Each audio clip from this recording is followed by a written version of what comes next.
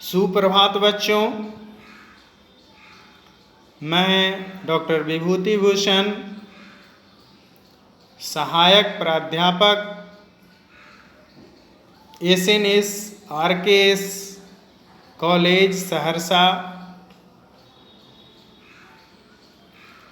आपका स्वागत करता है।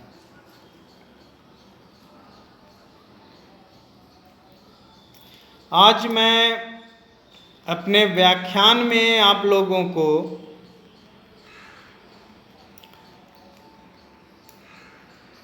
गुप्तों के मूल निवास स्थान के बारे में बताऊंगा, जिसमें उसके बंगाल में होने, मगध में होने का वर्णन कर चुका हूँ। आज मैं पूर्वी उत्तर प्रदेश में होने का वर्णन प्रस्तुत करूंगा।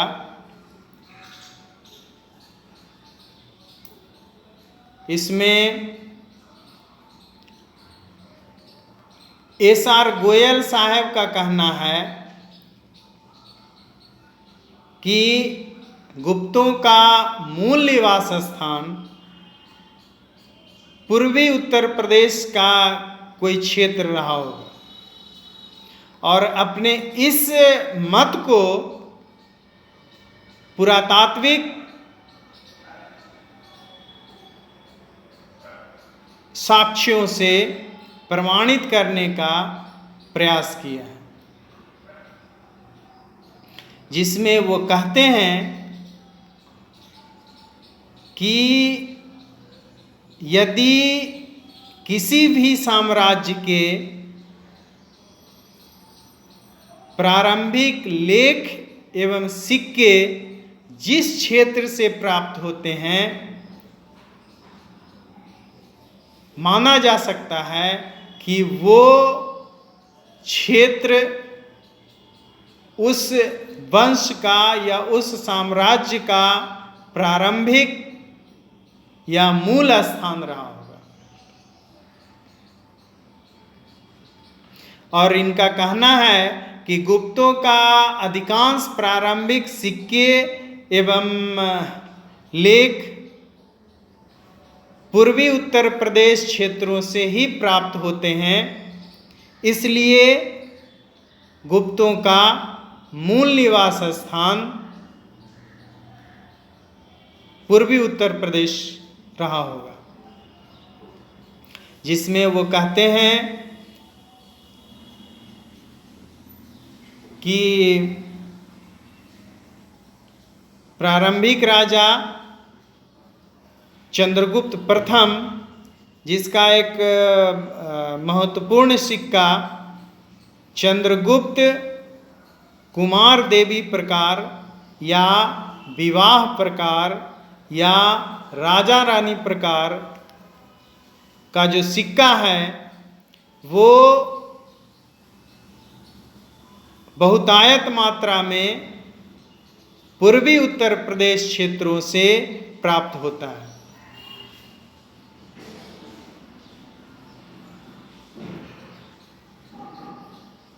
चूंकि ये सिक्के पूर्वी उत्तर प्रदेश क्षेत्रों में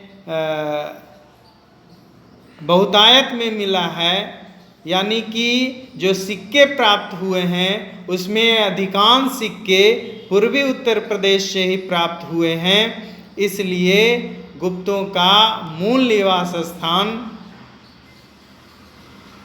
पूर्वी उत्तर प्रदेश क्षेत्र ही रहा होगा। दूसरा वो तथ्य देते हैं कि गुप्तों के जो प्रारंभिक अभिलेख हैं वो इन्हीं सब क्षेत्रों से प्राप्त होते हैं, जिसमें गुप्तों का एक बहुत ही महत्वपूर्ण अभिलेख प्रयाग प्रशस्ति है। वो पूर्वी उत्तर प्रदेश के क्षेत्र प्रयाग से मिला है। अतः गुप्तों का मूल निवास स्थान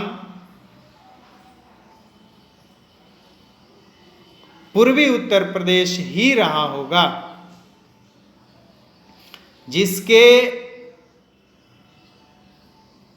विपक्ष में बहुत सारे विद्वान इतिहासकार अपना मत प्रस्तुत करते हैं और कहते हैं कि ये जो अभिलेख है प्रयाग प्रशस्ति, वो प्रारंभिक अभिलेख नहीं है, प्रारंभिक राजाओं के अभिलेख नहीं है। यानी कि श्रीगुप्त, घटोत्कच या चंद्रगुप्त प्रथम के अभिलेख नहीं है, ये बाद के राजाओं के अभिलेख है। यानी कि इन तीनों के बाद मध्यम क्रम के जो राजा हैं, प्रतापी राजा हैं, उनके अभिलेख हैं। ये समुद्रगुप्त का अभिलेख है और समुद्रगुप्त का ये अभिलेख संभवतः प्रयाग में नहीं बल्कि कौशाम्बी में उत्कीर्ण करवाया होगा, क्योंकि ये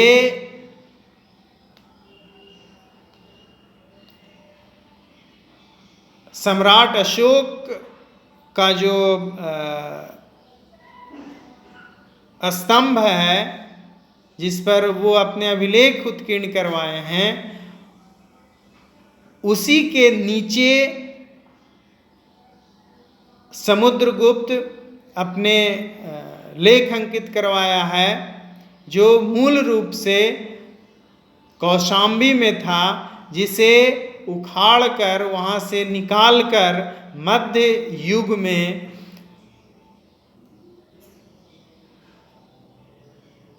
अकबर का जो मंत्री था बीरबल, वो मंगवा के और प्रयाग के राज दरबार में सुरक्षित रखा था और इसी कारण इसे प्रयाग प्रशस्ति भी कहा जाता है।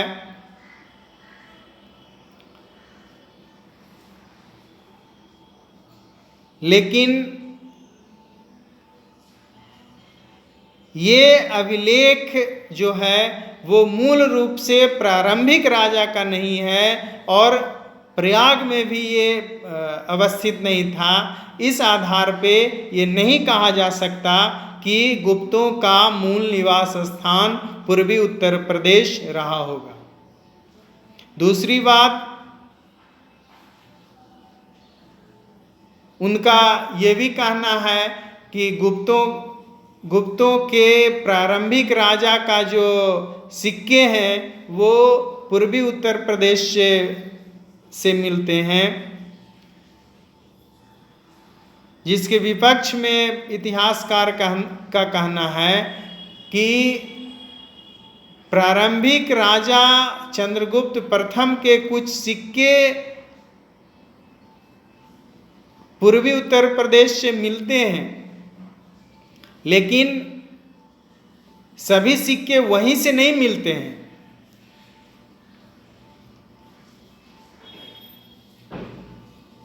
और यदि सभी सिक्के वहीं से नहीं मिलते हैं तो ऐसी संभावना व्यक्त की जा सकती है कि उसका जो मूल निवास स्थान है वो पूर्वी उत्तर प्रदेश न होकर अन्यत्र रहा होगा। उसके सिक्के मगध से भी मिले हैं, वैशाली से भी मिले हैं, इसलिए संभावना व्यक्त की जा रही है कि उनके जो सिक्के हैं वो इन स्थानों पर मिलने की संभावना से उनका मूल निवास स्थान पूर्वी उत्तर प्रदेश के अलावे मगध या अन्य स्थानों पर भी हो सकता है।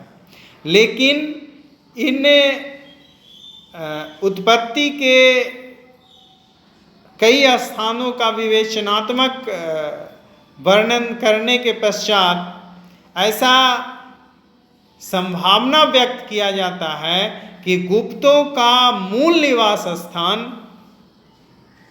मगध रहा होगा, क्योंकि सबसे ज़्यादा प्रमाणिक साक्ष्य जो प्राप्त होते हैं वो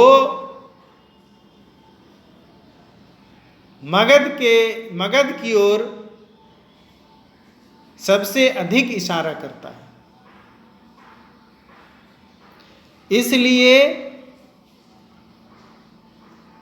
संभावना यही है कि गुप्तों का मूल निवास स्थान मगध ही रहा होगा। मेरी शब्दों पर आप लोग ध्यान दीजिएगा।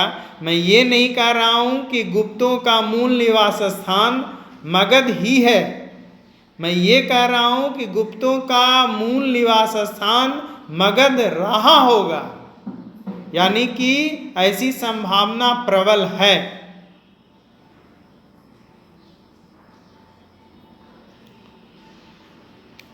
और इसके साथ मैं अपना व्याख्यान यही समाप्त करता हूं।